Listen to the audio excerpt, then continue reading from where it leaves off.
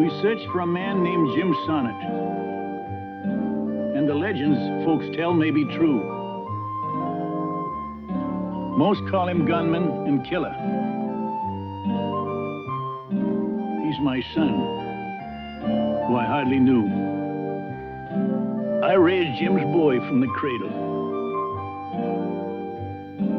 Till the day he said to me, I have to go find my father.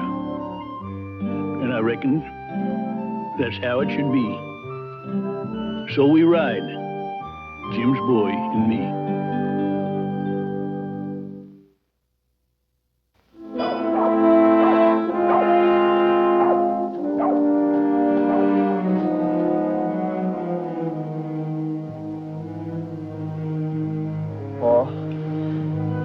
Oh, wait. Oh, we just found you. Don't go. Easy, laddie, easy. Way back. There. It come on him sudden like yesterday noon. We was heading south. What's ailing him, Doc? I don't know. We'll just have to wait.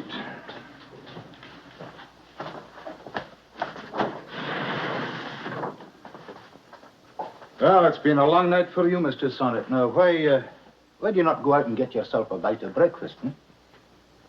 I ain't hungry. Uh-huh. Do you have any friends in town? No, we was just passing through. Well, it would be better if you went out for a while. A cup of coffee would help. There's nothing either you or I can do for him except to wait for his fever to break. How long do you figure, Doc? Could be 24 hours, maybe more. Hard to tell.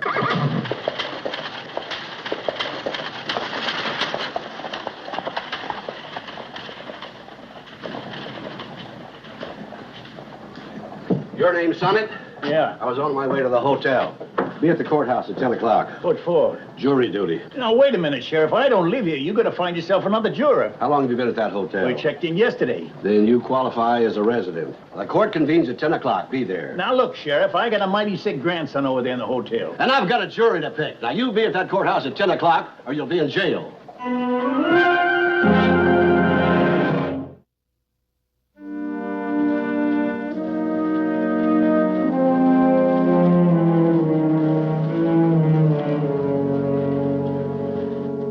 Advise it, Mr. Sonnett.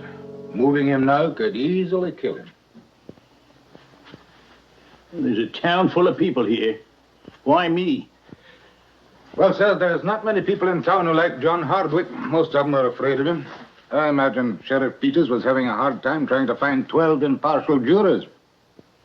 Who's Hardwick? Oh, you'll see him in court. It was his son that was killed. Hey, you'd better be going. Now, Mr. Sonnett, you'll not be able to do him any good if you're in jail. I'll have a woman take care of him while I'm out, and we'll get word to you as soon as there's any change. Much obliged. I reckon it won't be long.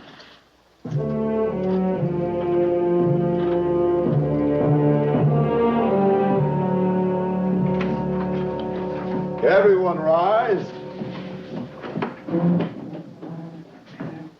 Territorial Circuit Court is now in session. The Honorable Judge William T. Grant presiding. Please be seated. Read the charges. The prisoner, John Anderson, is charged with cold-blooded murder of Ross Hardwick on the afternoon of July the 16th this year. How does the defendant plead? The defendant pleads not guilty. He backshot my son, and everybody here knows it. Sit down, Mr. Hardwick. Another outburst like that, and I'll hold you in contempt of this court. Does the prosecutor wish to address the jury? I do, Your Honor.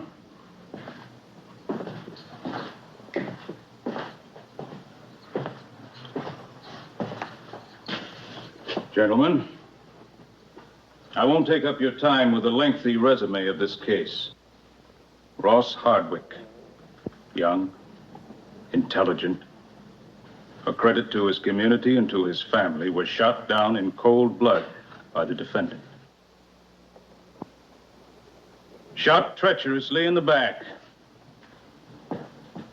as he walked away after trying futilely to reason with this man.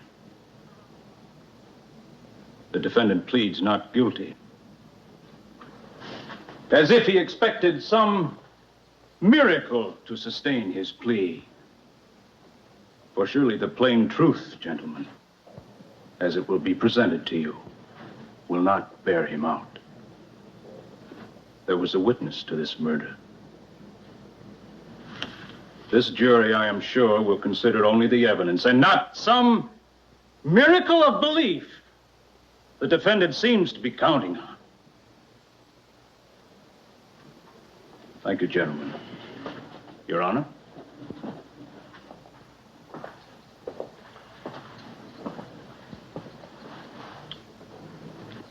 Do I understand that you do not wish to address the jury? Mr. Anderson repeats he did not kill Ross Hardwick. That's all we have to say. Huh? Call your witness.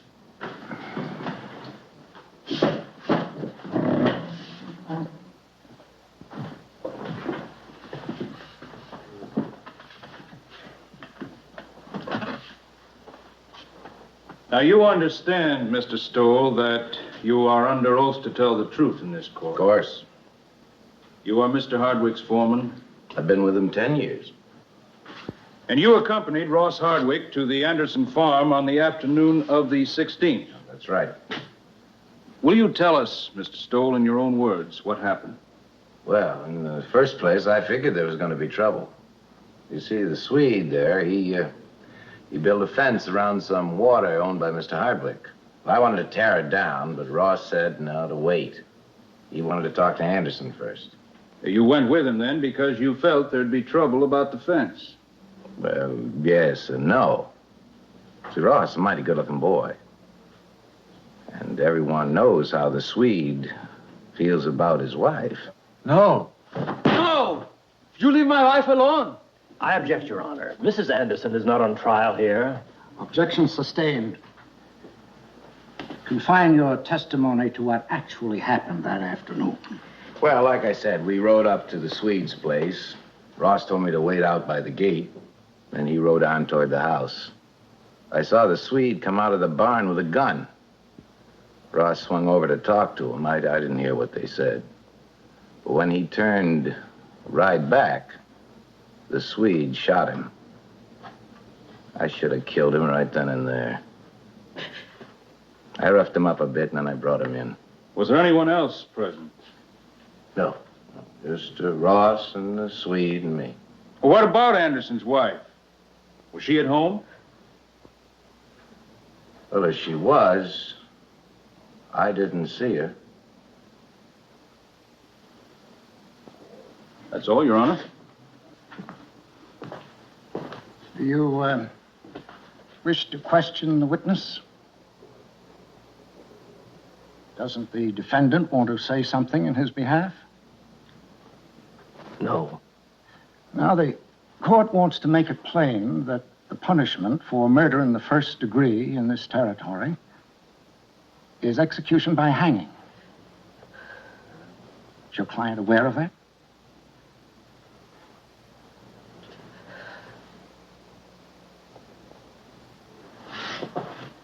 My client has nothing to say. The jury will retire until it's ready for its verdict. The court is now recessed.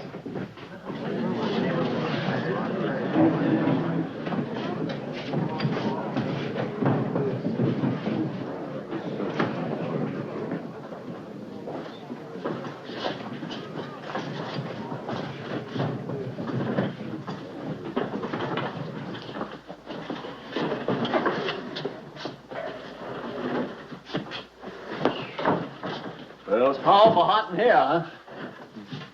All right, now, what do you say?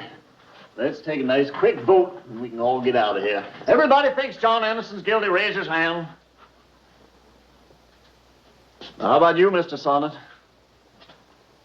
How about what? Guilty or not guilty? I ain't sure. Come on now, Mr. Sonnett. You heard the evidence. Only part of the evidence. What do you mean? I didn't hear Anderson's story. That isn't our concern. Ain't it? Man says he's not guilty, but he won't say why. Now, there must be some reason why he won't talk. Sure, because he's guilty of sin is why. Now, we all heard what happened from a witness who was there. And I didn't hear nobody say nothing different. What more do you want? He's guilty. Mr. Sonnett, my wife's expecting a baby any minute now. I want to go home. Now, look, Mr. Sonnett. What's the matter to you anyway? I mean, you don't belong here. In a few days, you'll be gone. Matters to Anderson. Be easy for me to go along with you. Now, look, I didn't want to serve on this jury anyway. But there's a man's life at stake. And before I leave, I want to be sure he's guilty. Dead sure. Now, Mr. Sonnett, I'd like to put some plain facts right here on this table. We go out there without a guilty verdict, and we're in trouble. Trouble? Mr. Hardwick pretty much runs this country. If he turns his guns loose... Are we deciding a man's life out of fear or opportunity? Now, I don't care how you put it, Mr. Sonnett. Now, I personally believe that Anderson's guilty. And I ain't gonna go out there and tell John Hardwick that we're hung up in here because of some stubborn old man. Just a minute, Hal. All right now, Ralph. Now, how long you think you're gonna keep running that feed store? Are you threatening me? Ralph, now you got a wife, too. Now, you want Ben stole? Now, hold it! No trouble. We're just about to take a vote.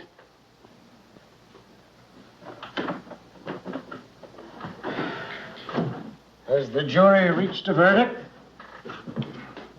Your Honor, this jury is deadlocked. 11 for and 1 against. We request a recess until tomorrow. Recess granted. This court will reconvene at 10 o'clock tomorrow.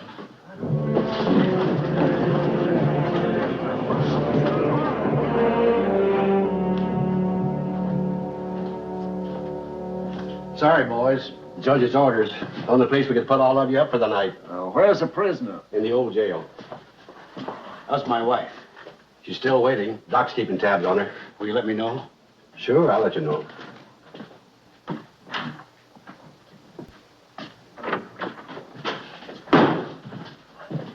Now, Mr. Hardwick, you can't...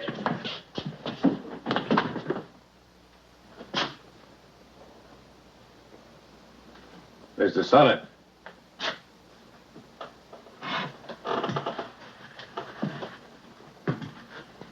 I've just come from your hotel room. It's a pretty sick boy you got there. He mean a lot to you. As much as your son meant to you. And you understand how I feel. Only there's one difference. Your boy is still alive. Mine's dead. Well, hanging ain't gonna change things. Hanging John Anderson will. Now, you bring in a verdict of guilty in that courtroom tomorrow. Or that boy of yours will be put in a wagon and run out of town.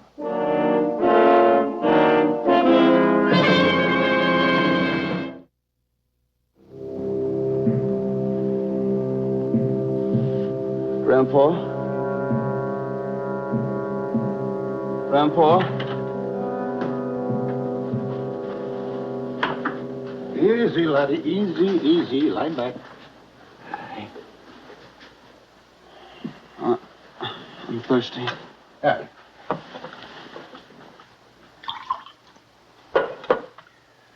Here you are.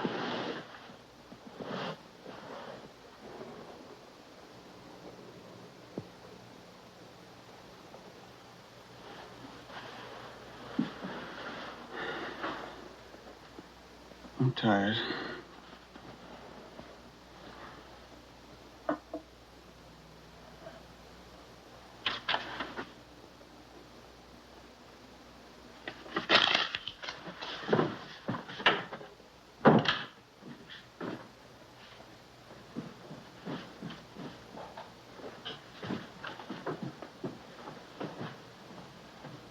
Evening, Doctor.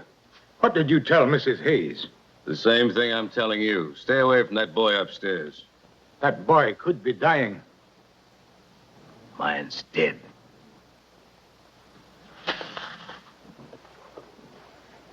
Mrs. Anderson, I need your help.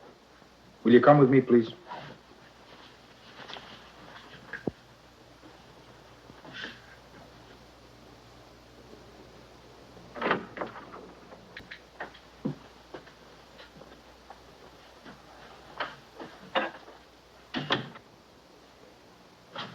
This young boy is very sick. The woman who was caring for him was frightened away. Will you stay with him? Doctor, here alone with him? Now, this is no time for misplaced morality, Mrs. Anderson. I have a baby coming at any time at the Craig place, and I have to be there. Now, this lad's grandfather is on that jury. And from what I understand, he's the only one who's trying to help your husband. Now, it seems to me that the least you could do would be to take care of his boy. Yes. Has the jury reached a verdict? Your Honor, this man isn't the jury foreman. Your Honor, we elected Mr. Sonnett foreman last night. Well, has this jury reached a verdict? No, Your Honor. I believe the testimony given in this court was quite clear. What is it then? The way we see it, we can't make a decision to hang a man without all the facts. You, wish the testimony repeated? We know what the witness said, and the man who was killed can't testify. We'd like to hear what he has to say. Well, as you know, Mr. Anderson has refused to testify on his behalf. The court has no authority to compel him to do so.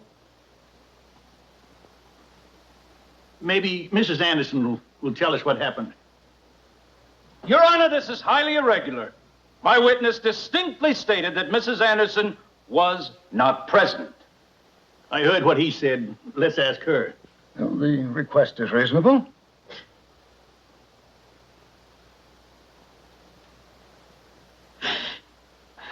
It's your husband's life, ma'am. John, I must. And the courthouse is at the end of the town, and you've no right to be out of bed. And you're as stubborn as your grandfather. And I hope as good a man. Well, hang it, wait for me.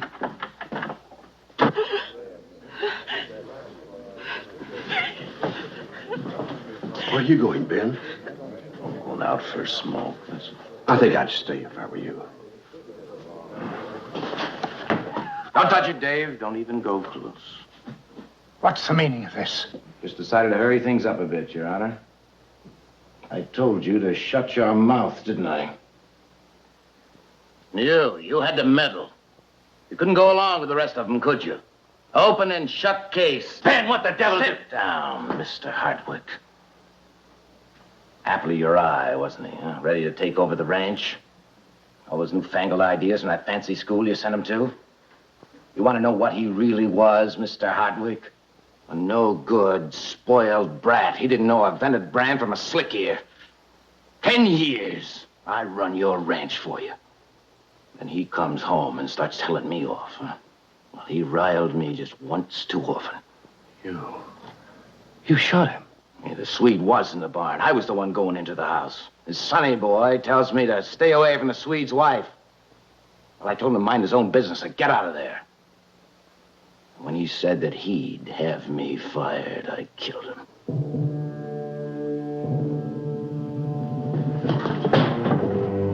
I told you I'd kill the Swede if you opened your mouths, didn't I?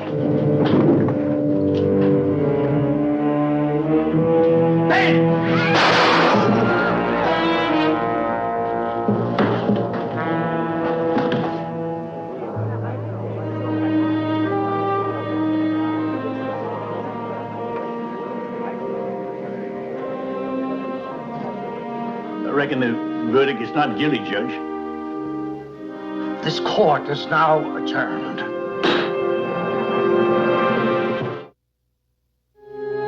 You come by farm sometime, Mr. Sonnett. You and your boy. We have fine dinner. Yeah, we take you up on that. Goodbye to both of you. Goodbye. Bye.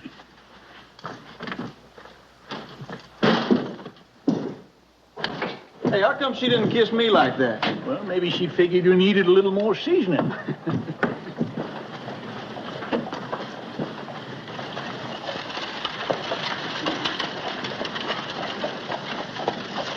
Whoa, Mr. Sonnett?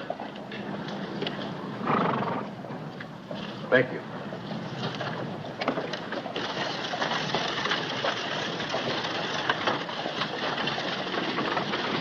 It was a lot for him to say that. Came from the heart. That's what counts.